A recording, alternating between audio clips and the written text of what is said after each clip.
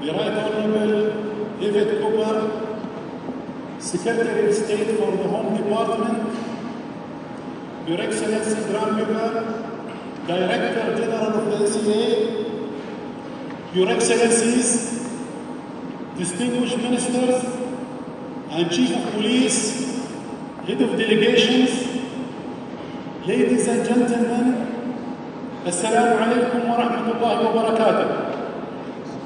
Good morning. It's my pleasure to welcome you to the 92nd Interpol General Assembly here in Glasgow, in Bonnie, Scotland. I would like to extend my gratitude to our host country for organizing a significant event. The UK's commitment to international cooperation and its unmatched law enforcement capabilities have been invaluable in our collective efforts to combat transnational crime. Before we begin, I would like to take this moment to thank the Executive Committee, Vice President, and delegates for their leadership and commitment to policing excellence, neutrality, respect, integrity, and teamwork. Over the past 3 years, the Executive Committee engaged in constructive, productive discussions across key areas central to the organization's mission. Our key focus has been to support the Interpol vision and mission and strategy, and to guide and support the Secretary General. I would also like to thank the Secretary General, Jürgen Stock, for his service to Interpol. Over the past decade, Secretary General Stock has led to our organization with dedication and commitment to excellence. His time in office has brought major progress in international police cooperation and strong commitment to improving global security. Dear Secretary General, we are grateful for your contributions and years of dedicated service. Your Excellencies, ladies and gentlemen, I am pleased to introduce Mr. Keir from Brazil, who has been proposed by Interpol's Executive Committee as a candidate to the next Secretary General of Interpol.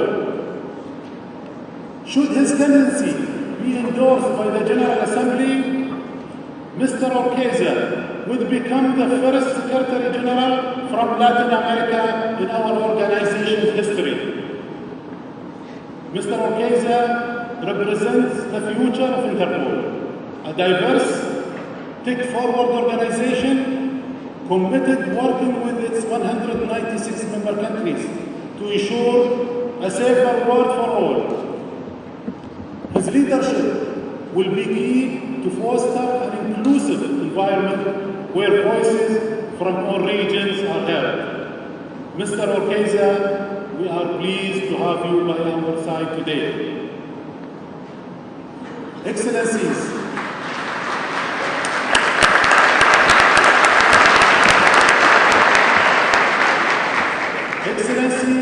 ladies and gentlemen, as we gather here today, it's essential to reflect on the year we have had.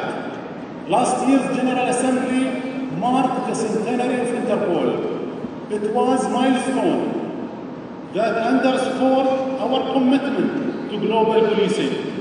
The centenary celebration were not just a commemoration of our past achievements, but also a confirmation of our dedication to evolving and updating and adapting the changes of modern-day policing.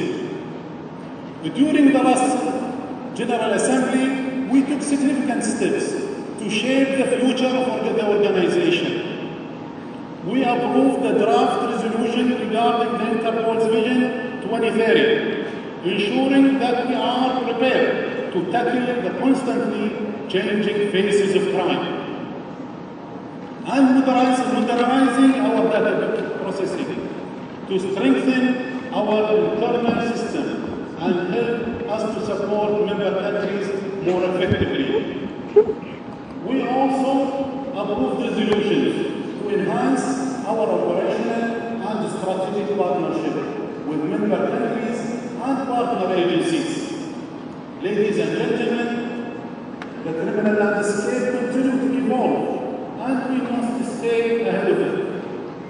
From the rise of organized crime, to drug trafficking and terrorism, to climate change and migration challenges, our ability to adapt and innovate is crucial.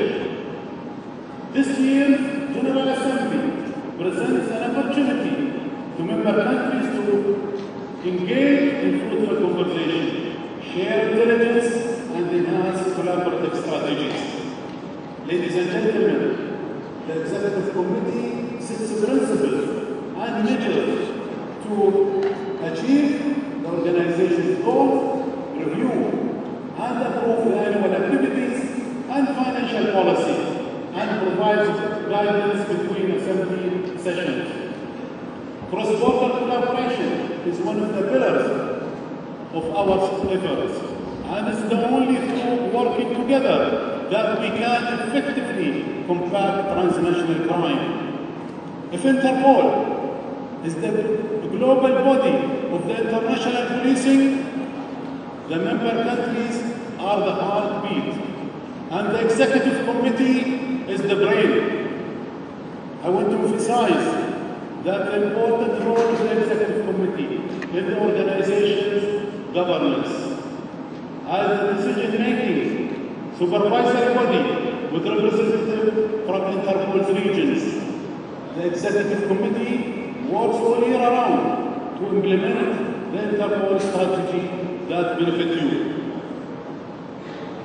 I want also to highlight the Executive Committee's represent you, and they are the supreme body of Interpol who represented by professionals you have chosen to ensure accountability and transparency within the organization, oversees the implementation of the initiatives and programs, and advocate for the interests and needs of each and every one of our 196 countries.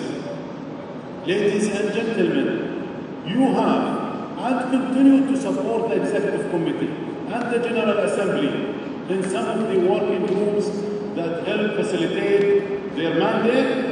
We are thankful for your support. Today we bid a farewell to 9 members of the Executive Committee who were chosen by you. I assure you that you have chosen people who best represent you and the region, and may hope that the is always the best to serve you and the organization. Thanks to the support of the Executive Committee, the General Secretariat, and the various teams involved.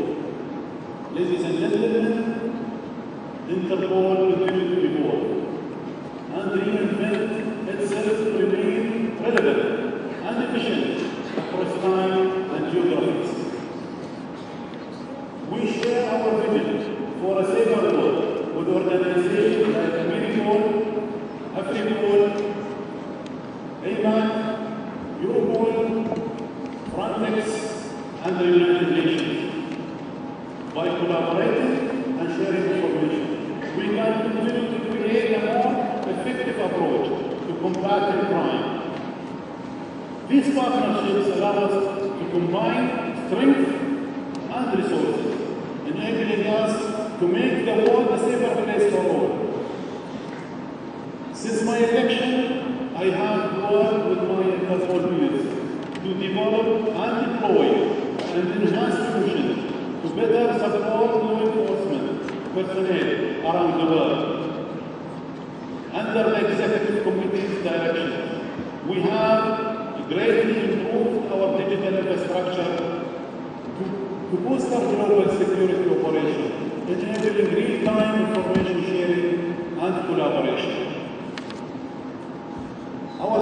global police communication system, including the Interpol metaverse and other tools that, like the Interpol's artificial intelligence tool, are available to support operations and capacity buildings. This year, we have also deployed our Interpol mobile device in several countries. This helps us to enhance our ability to share intelligence swiftly and securely. Ladies and gentlemen, data is the core of what we do. It is the information that we share via our 19 database that enables Interpol to support countries around the world, regardless of their size. We are a million hits against the databases, a significant 32% increase compared to the same time period in 2023. Database searches increased by 8%, bringing our records to 151 million. I urge you all, member countries, to continue using these databases to support their operations and to keep updating them to strengthen the intelligence efforts of your peers worldwide. Now, is it possible to create a truly effective Interpol without embracing diversity and inclusion? How can we future-proof our organization without fully reflecting the diversity of our global membership? This question drives our commitment to inclusion and representation. With the support of the Executive Committee, we have worked tirelessly to prioritize diversity and inclusion. Our experience has shown that our commitment paying off. No more than ever, it's crucial to foster a more inclusive and effective Interpol to not only future-proof the organization, but also to create a safer world.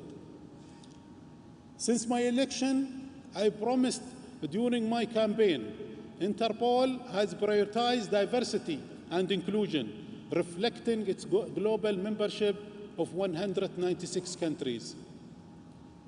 Financial assistance for secondment has been implemented to support officers from underrepresented countries. Today, I am proud to say that diversity at our headquarters has grown from 108 nationalities in 2021 to 134 in 2024, with a more balanced distribution of managerial positions globally. Additionally, the Executive Committee approved Interpol's Excellence Award to acknowledge and promote your achievement. Ladies and gentlemen, allow me to highlight a few of our collective achievements from the past year. In 2024, Interpol made a significant progress in our operations. Over the past 3 years, Interpol has carried out 208 global police operations. Just last year, operation led to the arrest of 18,000 suspects, the seizure of 244 tons of drugs with $5.8 billion and more than 10,000 illegal weapons, and illegal medical equipment worth over $560 million. Operations also led to the dismantling of 20 organized crime groups that recovered over $406 million from all of their activities, and almost 7,000 bank accounts and 52 crypto wallets frozen from just one operation. Of course, none of these achievements would have been possible without you. I would like to extend my deepest gratitude to the brave women and men in this room and across the world who have dedicated their lives to protecting civilians. We are thankful for you and for your service. Ladies and gentlemen, Interpol here to serve all of its member countries. We are here to support everyone. No country is too big or too small. No country is rich or too poor. We are all equal. We are here for everyone and for you. Thank you, merci, gracias, and shukran.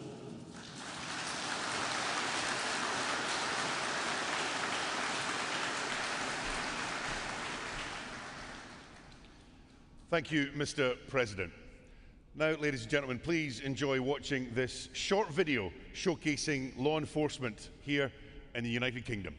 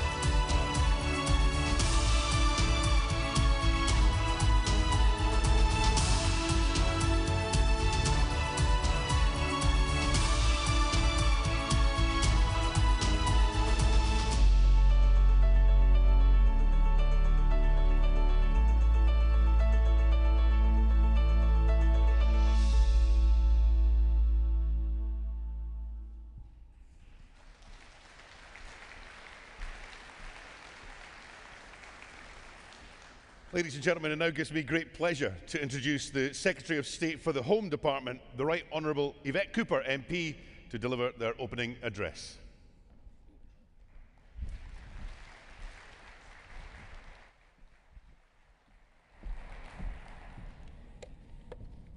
Thank you very much. Good morning. And thank you, Mr. President, for your opening words. It is an enormous privilege and honour to welcome all of you here for the 92nd Interpol General Assembly. And it is a pleasure to welcome you to the magnificent and historic city of Glasgow. And let me thank our hosts for all of the work that has gone into facilitating this hugely important event. Can I thank, too, the Interpol Secretary-General, Jürgen Stock, for your years of service leading this organisation's vital work, and we look forward to congratulating your successor tomorrow and for the future work that all of us need to do together. At a time when networks of organised and serious crime span the world, it matters more than ever to have equally integrated and global networks of law enforcement agencies working together to fight crime and to keep our communities safe. The UK is proud to be at the heart of those efforts. Every year, our Interpol Bureau in the National Crime Agency sends out 20,000 requests to partners around the world. And every day, they manage more than 1,000 incoming messages. and we see the impact of that cooperation here on our streets, here on the streets, here in Glasgow. Just 4 weeks ago, one of Britain's most wanted men was jailed for leading a major drug gang responsible for importing tons of cocaine into this city in banana boxes from Ecuador, fueling addiction and gang violence across Scotland. Thanks to a joint operation between Police Scotland and Dutch counterparts, the UK National Crime Agency, he was arrested in the Netherlands, extradited back to Scotland, and sentenced to 20 years in prison in Glasgow High Court. International cooperation, work with Interpol, delivering results in real life.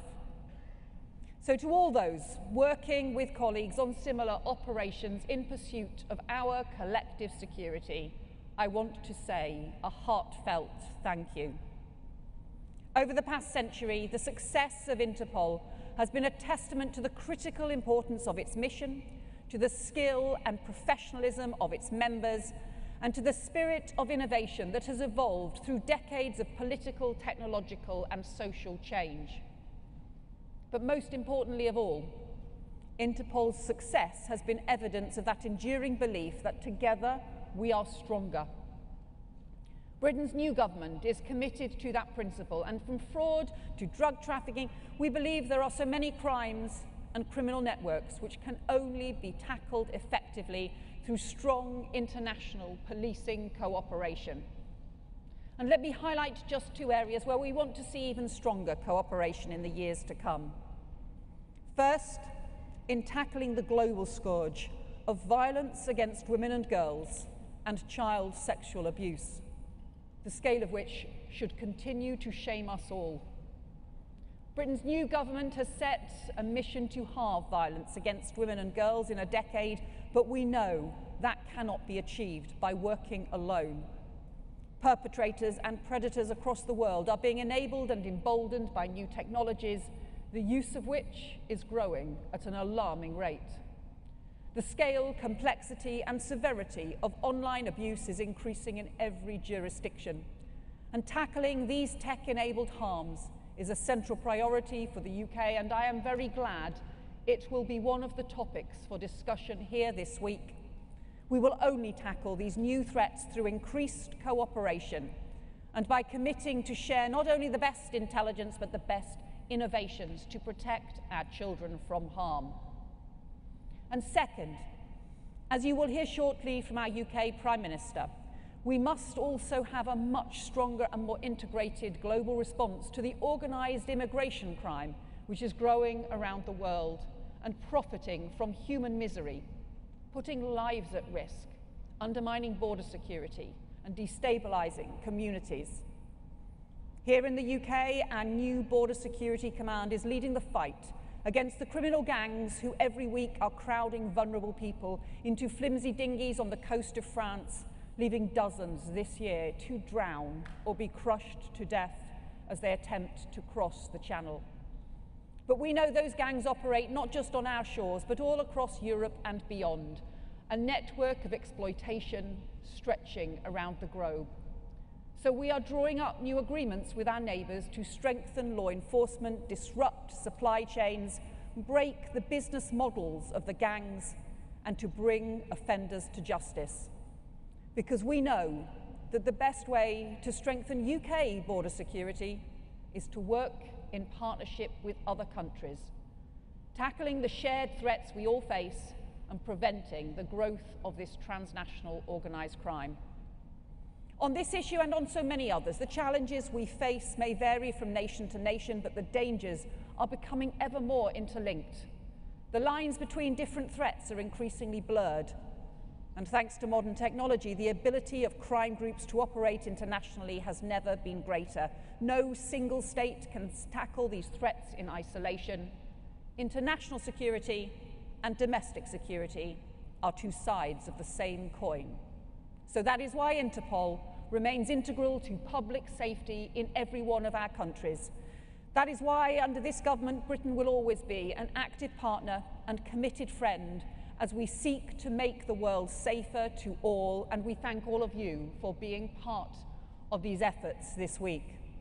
And we are fortunate to be led in our efforts in the UK by a Prime Minister who has spent many years leading national and international work to enforce the law, prosecute criminals, and keep our communities safe. So it is my great pleasure to introduce our Prime Minister, Keir Starmer, to open up this Assembly today. Thank you.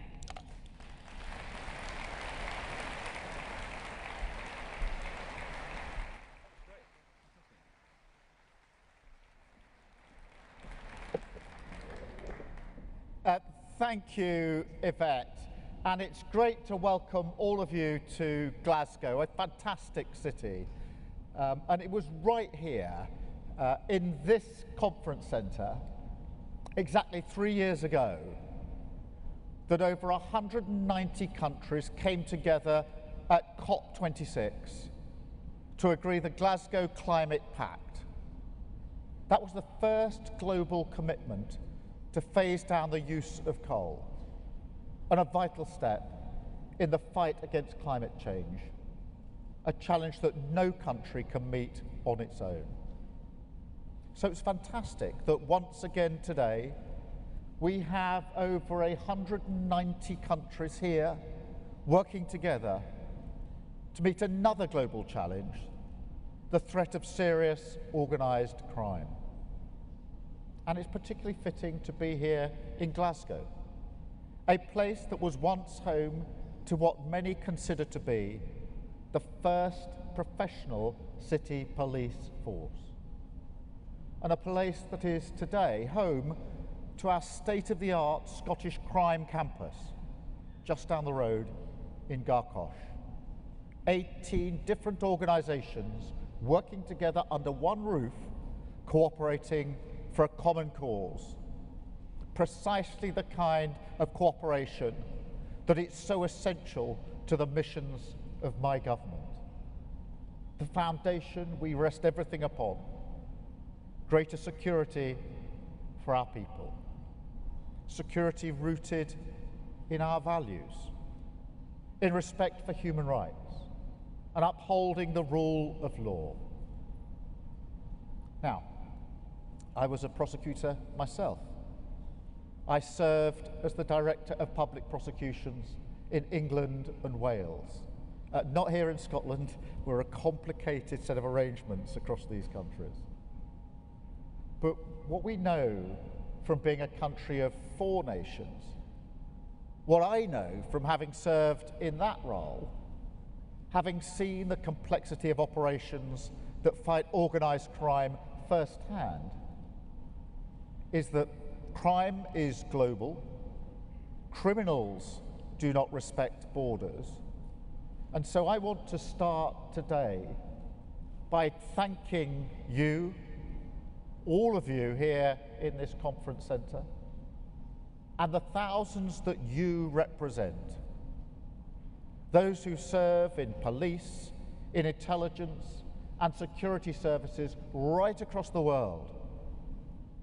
Because too often, what you do goes unrecognised, some of it necessarily unknown. But just look at some of the operations that we can talk about. They tell the story. The UK working with the US and Ecuador to seize 19 tons of cocaine. The global identification of over 40,000 victims of child sexual abuse online, and more than 70 countries working together to save them. 60 countries working together to tackle online scams, resulting in almost 4,000 arrests and more than $250 million of assets seized. And of course, the operation which infiltrated and seized the online platform used by Lockbit, the world's most harmful cybercrime group. I know the hard work that goes into this. I know how many things have to come together almost instantly. And most importantly, I know what would happen without you. The extra lives destroyed by drugs and violence, the unspeakable horrors of child sexual abuse, gangs forcing the vulnerable into modern slavery or prostitution, people having their lives savings stolen through online fraud. It's your work, your service, that protects people from those threats. And because so much of your work is done in private, I'm grateful for this opportunity in public to say a huge and heartfelt thank you. Now, of course, Interpol is absolutely central to these efforts. As I say, I've seen the importance of global cooperation firsthand. I sent British prosecutors to Pakistan so we could work together on counter-terrorism. In West Africa, to disrupt the flow of drugs from South America to Europe and ultimately to the UK. So I understand the power of what Interpol does and why the UK makes great use of those resources, handling thousands of inquiries every week from around the world, from intelligence sharing to managing direct threats to life. So I'm pleased to say today that the UK is increasing its funding for Interpol projects, investing £6 million this financial year. This includes support for improved data sharing and faster communications capabilities, the first ever global fraud threat assessment, and new regional networks, from strengthening cooperation across the Pacific to tackling drug and gun smuggling networks in the Caribbean. Because together, we want to send a clear message to the world's most hardened criminals. There is no safe haven. There is no place that you can hide from justice. Together, we've got the whole world covered. And together, we will defeat you. And look, there is a particular group of organised criminals that urgently need to hear this message. The vile people smugglers, who think that human life can be trafficked, that borders can be ignored, and that desperation, misery, and hope, they prey on that too, are all emotions that are ripe for exploitation. Make no mistake, people smuggling needs a global response, and on a scale way beyond where we are now. We need to unlock the power of that cooperation across borders, agencies, continents even.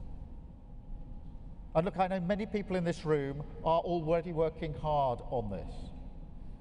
So I accept that my argument here is a political one, first and foremost.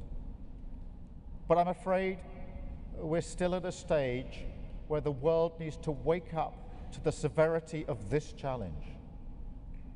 It goes back to security. I was elected to deliver security for the British people. And strong borders are a part of that. Of course they are.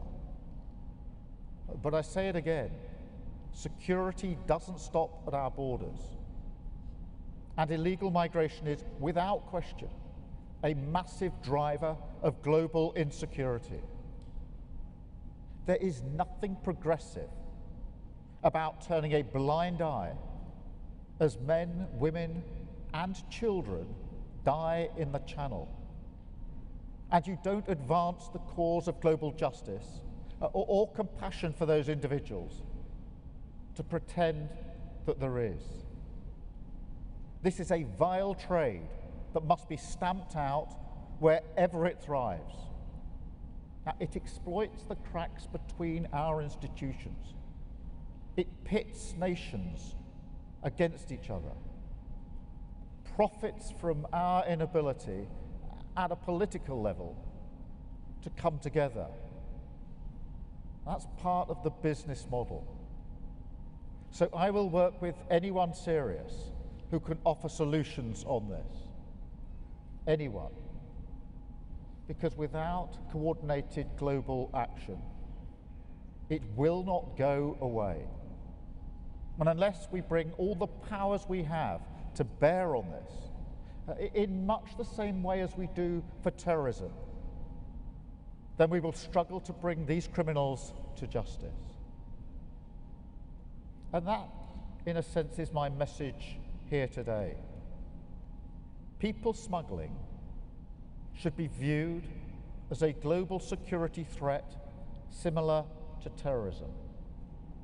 We've got to combine resources, share intelligence and tactics, and tackle the problem upstream, working together to shut down the smuggling routes. Now, we do that with terrorism. When I was the Director of Public Prosecutions, it was my personal mission to smash the terrorist gangs. And we worked across borders to ensure the safety of citizens across Europe and across the world. Now, as the UK's Prime Minister, it is my personal mission to smash the people smuggling gangs. And look, that starts here in the UK. This Labour government is resetting the UK's whole approach to this challenge. No more gimmicks, no more gesture politics, no more irresponsible, undeliverable promises that almost by design seek conflict with other countries. We've turned the page on all of that because such promises are not worth the paper that they're written on. All they do is waste taxpayer money, destroy people's trust in politics as a force for good. Instead, we are approaching this issue with humanity and with profound respect for international law. We will never withdraw from the European Convention on Human Rights. Indeed, we're proud of the role the UK played in creating that convention. Respecting international treaties also makes international cooperation easier because it shows that the UK is a reliable partner. So our approach is different. As I say, we're going to treat people smugglers like terrorists. So we're taking our approach to counter-terrorism, which we know works, and applying it to the gangs with our new Border Security Command.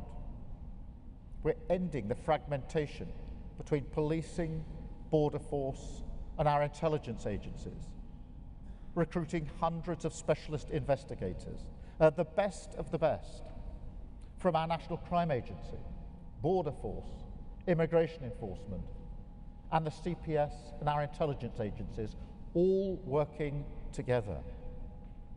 We're making border protection an elite border force.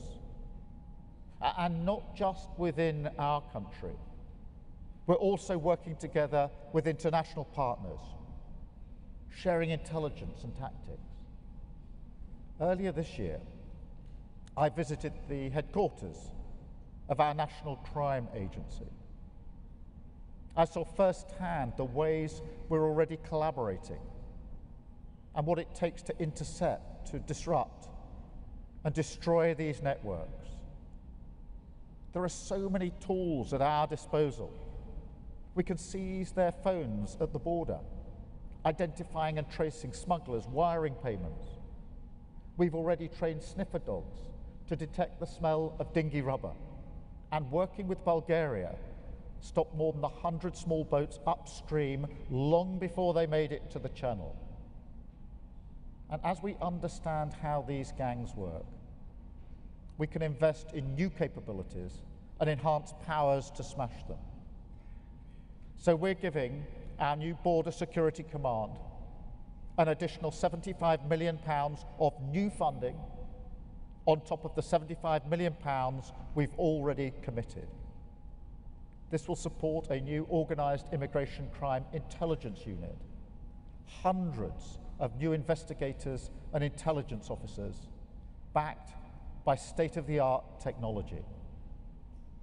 We're also investing a further £58 million in our National Crime Agency, including strengthening its data analysis and intelligence capabilities.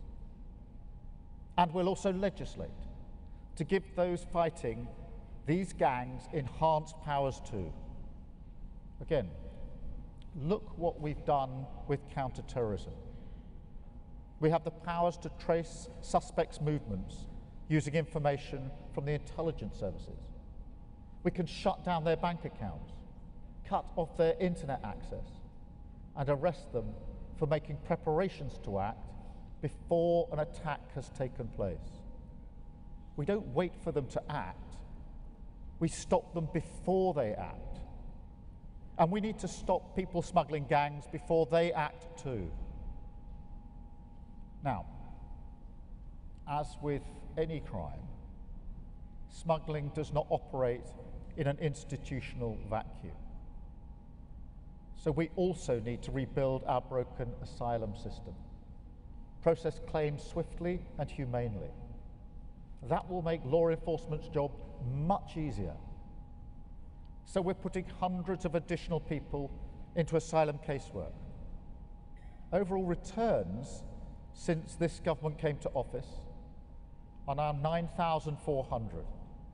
That's up almost 6,000 since the end of August. Enforced returns are up almost a fifth on the same period last year. And returns of foreign national offenders are up 14%. But look, the only way to defeat this vile trade and save lives is to stop people being smuggled here in the first place. And that means doing everything possible to deepen our cross-border cooperation. So international agreements matter. We have to use every tool that we have, operational, diplomatic, political, to join up our response. President Macron and I have already agreed to increase intelligence sharing and do more to dismantle smuggling routes further upstream. This is also a priority for the bilateral cooperation treaty we are working on with Germany. We're also working with Italy to dismantle the supply chains of maritime equipment, combat illicit financial flows, and strengthen our investigation capabilities and our data sharing. And as part of the UK's wider reset with the European Union, we are seeking a new security pact, including restoring access to real-time intelligence sharing networks. And at the European political community this Thursday in Hungary, I'll be putting this issue at the top of the international agenda once again. But we need your help also. This is the General Assembly of the world's security experts. It's your cooperation across borders that save lives time and again. It's your collective efforts that bring organised criminals to justice wherever they seek to hide. And it's your leadership today that can help make a decisive breakthrough against this vile trade in human life. Because if together we can win this war against the people smugglers, then this gathering will have achieved a victory for humanity, every bit as significant as the Glasgow Climate Pact. Because you will have helped to smash the gangs, secure our borders, and save countless lives. And it's with that hope and in that spirit that I declare the 92nd General Assembly open. Thank you so much. Thank you. Thank you. Thank you very much.